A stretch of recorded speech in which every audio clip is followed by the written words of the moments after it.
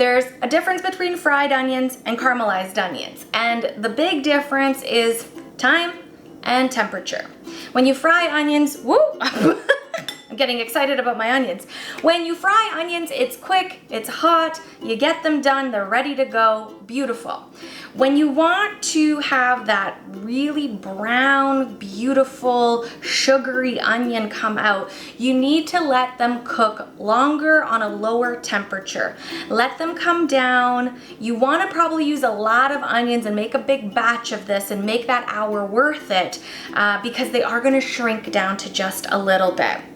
I put a little bit of butter in the pan, I keep the lid closed, and I stir occasionally just to move all the juices around. Halfway through the cooking process, what I do is I turn my pan up to medium heat instead of low, and I take that lid off.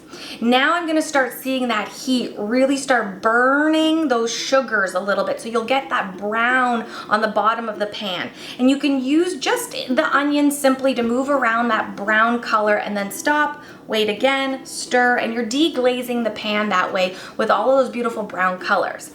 If you want a little bit of liquid to deglaze your pan with, I suggest using a little bit of brandy or a little bit of whiskey, and that adds a really nice cool flavor to your caramelized onions.